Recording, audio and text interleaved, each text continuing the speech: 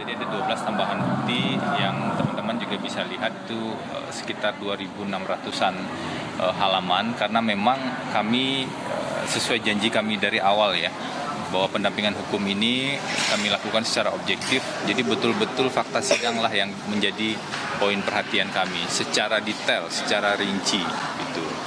Dan kita juga mendengar tadi Bu Putri Chandrawati menyampaikan sendiri pembelaan pribadinya yang diberi judul Surat dari Balik Jeruji ya. Nanti mungkin Kak Sarma yang akan menjelaskan hal tersebut.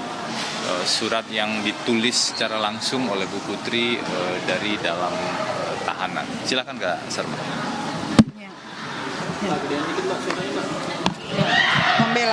Pembelaan Ibu Putri ini memang Ibu Putri tulis sendiri ya, dengan tulisan tangan beliau mulai tanggal 22. Di sini diberi tanggalnya tanggal 22 Januari. Di situ seharusnya kalau dari pengakuan Ibu Putri sendiri sudah tidak ada keraguan lagi. Kalau tadi dicermati baik-baik, bahkan beliau mengatakan bahwa hanya kepada yang Maha Pencipta saja saya menyatakan bahwa saya benar-benar mengalami kejadian kekerasan seksual itu. Ya, di sini juga beliau mengungkapkan bahwa beliau itu mengetahui kalau banyak masyarakat yang tidak percaya karena ya memang tidak ada saksi yang mengetahui kejadian di dalam kamar. Kemudian tidak ada visum. Kemudian seperti yang disebutkan juga, beliau itu orangnya sifatnya ingin mengontrol situasi, kemudian seolah-olah tidak ada apa-apa, tidak ada kejadian, karena hanya menceritakan kejadian tersebut kepada suaminya saja. ADC yang lain maupun ART yang lain itu memang tidak tahu, dan faktanya mereka baru tahu ada kejadian ya setelah ada kejadian penembakan Yosua itu. Nah, sayangnya memang di tuntutan kemudian dianggap kejadian KS, kekerasan seksualnya itu tidak ada.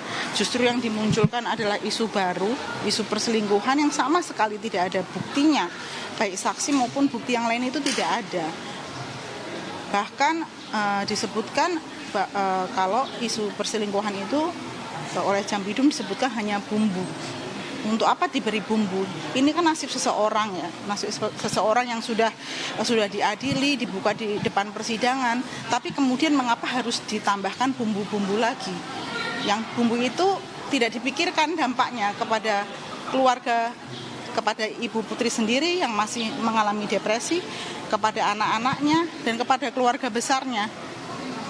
Kalau memang itu tidak ada buktinya dan hanya bumbu, seharusnya tidak perlu disimpulkan demikian.